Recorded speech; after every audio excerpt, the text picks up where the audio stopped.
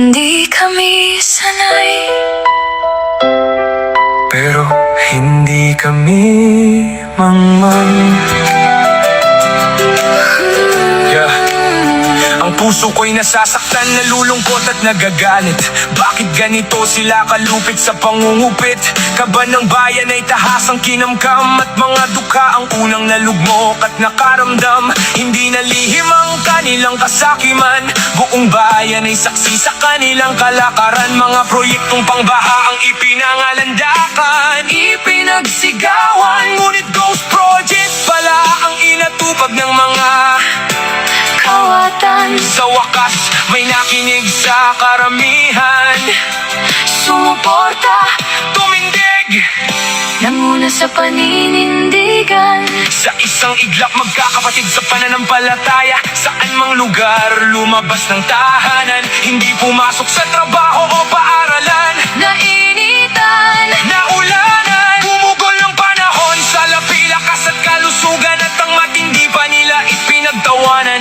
Minasama pa ang dahilan ng mapayapang pagtitipon ng mga nagmamahal sa bayan. para ito sa bayan, kakaiba man sa aming nakasanayan. Ngunit bilang Pilipino, ito'y tungkuling dapat panindigan at ipagsigawan.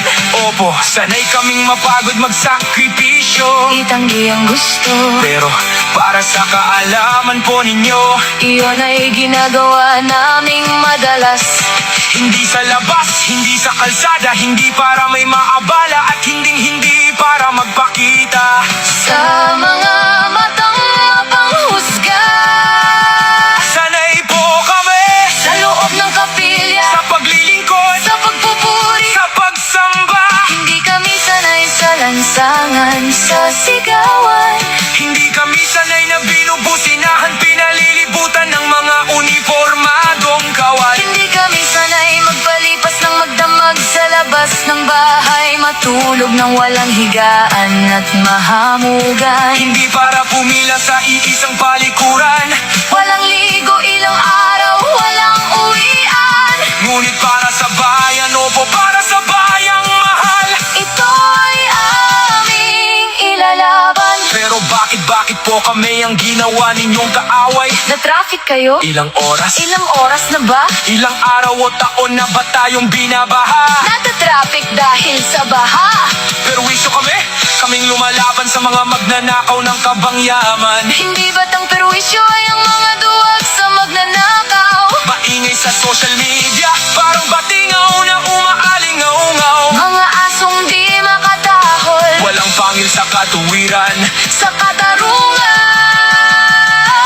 Sandali, mag-isip ka muna, kabayan. Isipin mo silang lubog sa baha. Ang bahay, ang kabuhayan, ang barangay, ang bayan. Naisip mo na bang namayapan nilang mahal sa buhay? Nalunod sa bahay, nanood at tinangay. Sinong sisisihin? Sinong pananagutin? Sila pa rin bang mga biktima ng bahang kakastiguhin? Teka sandali, nakakatakot ang titig ni Mamang Pulis.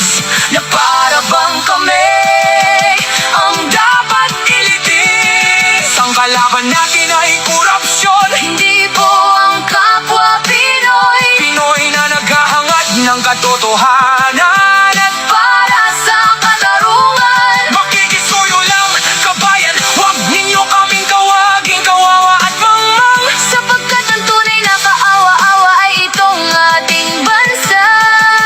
Ang tunay na mangmang ay ang Pinoy na bayaran. Pinoy na walang alam at kakayahang Ilaban ang hustisya sa mga tiwali. nasa kapangyarihan. Ulit po, hindi kami sanay. Pero hindi kami mangmang. Silang mga tunay na sanay at mangmang. Tsak may katapusan.